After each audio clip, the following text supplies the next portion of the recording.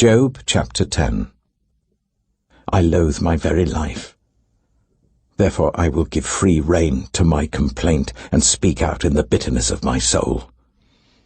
I say to God, do not declare me guilty, but tell me what charges you have against me. Does it please you to oppress me, to spurn the work of your hands, while you smile on the plans of the wicked? Do you have eyes of flesh? Do you see as a mortal sees? Are your days like those of a mortal, or your years like those of a strong man, that you must search out my faults and probe after my sin? Though you know that I am not guilty, and that no one can rescue me from your hand. Your hands shaped me and made me. Will you now turn and destroy me?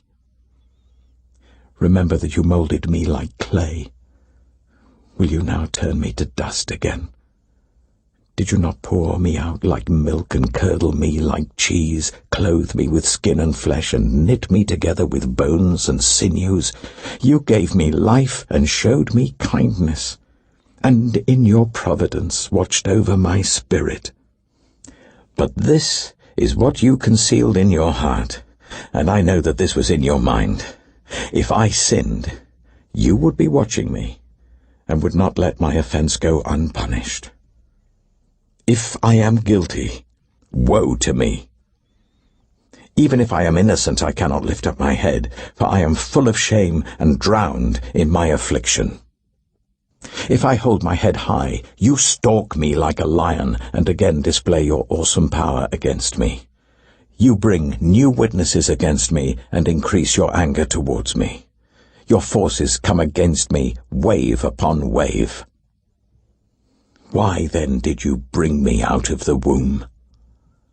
I wish I had died before any eye saw me. If only I had never come into being, or had been carried straight from the womb to the grave. Are not my few days almost over? Turn away from me so that I can have a moment's joy before I go to the place of no return, to the land of gloom and utter darkness, to the land of deepest night, of utter darkness and disorder, where even the light is like darkness. Job chapter 11. Then Zophar the Naamathite replied, Are all these words to go unanswered? Is this talker to be vindicated? Will your idle talk reduce others to silence? Will no one rebuke you when you mock? You say to God, My beliefs are flawless, and I am pure in your sight. Oh, how I wish that God would speak, that he would open his lips against you, and disclose to you the secrets of wisdom, for true wisdom has two sides. Know this, God has even forgotten some of your sin. Can you fathom the mysteries of God? Can you probe the limits of the Almighty? They are higher than the heavens above. What can you do? They are deeper than the depths below. What can you know? Their measure is longer than the earth and wider than the sea. If he comes along and confines you in prison and convenes a court, who can oppose him? Surely he recognizes deceivers, and when he sees evil, does he not take note? But the witless can no more become wise than a wild donkey's colt can be born human. Yet, if you devote your heart to him, and stretch out your hands to him, if you put away the sin that is in your hand and allow no evil to dwell in your tent, then, free of fault, you will lift up your face. You will stand firm and without fear. You will surely forget your trouble, recalling it only as waters gone by. Life will be brighter than noonday, and darkness will become like morning. You will be secure because there is hope. You will look about you and take your rest in safety. You will lie down with no one to make you afraid, and many will court your favor. But the eyes of the wicked will fail, and escape will elude them. Their hope will become a dying gasp. Job chapter 12. Then Job replied, Doubtless you are the only people who matter, and wisdom will die with you. But I have a mind as well as you. I'm not inferior to you. Who does not know all these things? I have become a laughingstock to my friends, though I called on God, and he answered, a mere laughingstock, though righteous and blameless. Those who are at ease have contempt for misfortune, as the fate of those whose feet are slipping. The tents of marauders are undisturbed, and those who provoke God are secure, those whom God has in his hand. But ask the animals, and they will teach you, or the birds in the sky, and they will tell you. Or speak to the earth, and it will teach you, or let the fish in the sea inform you. Which of all these does not know that the hand of the Lord has done this? In his hand is the life of every creature and the breath of all mankind. Does not the ear test words as the tongue tastes food? Is not wisdom found among the aged? Does not long life bring understanding? To God belong wisdom and power. Counsel and understanding are his. What he tears down cannot be rebuilt. Those he imprisons cannot be released. If he holds back the waters, there is drought. If he lets them loose, they devastate the land. To him belongs strength and insight. Both deceived and deceiver are his.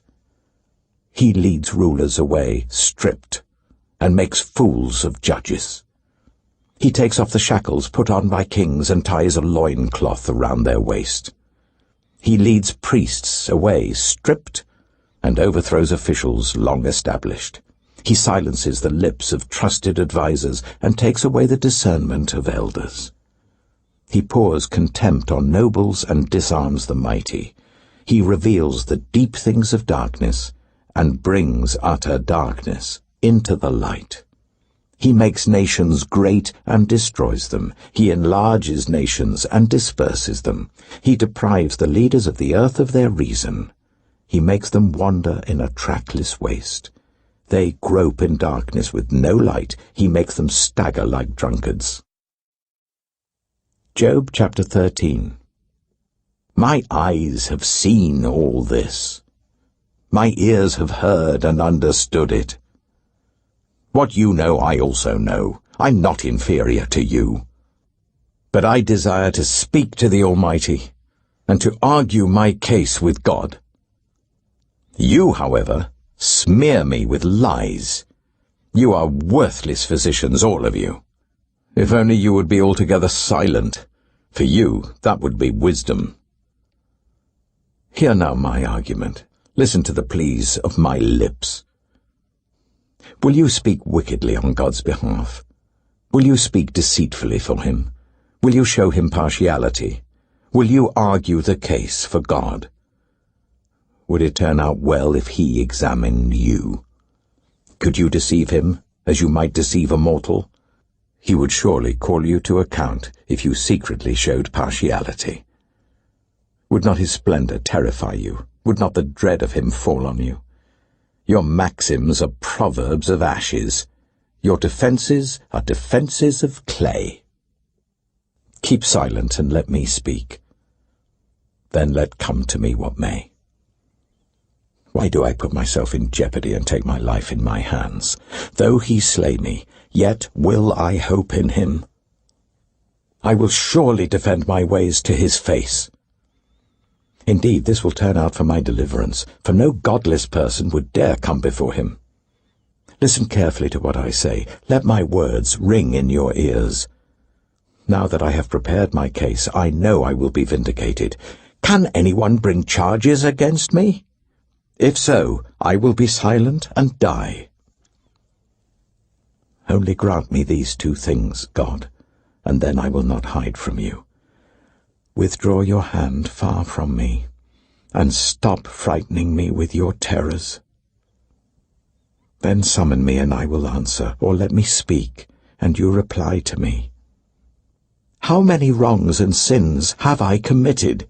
Show me my offense and my sin. Why do you hide your face and consider me your enemy? Will you torment a wind-blown leaf? Will you chase after dry chaff? For you write down bitter things against me and make me reap the sins of my youth. You fasten my feet in shackles. You keep close watch on all my paths by putting marks on the soles of my feet. So man wastes away like something rotten, like a garment eaten by moths.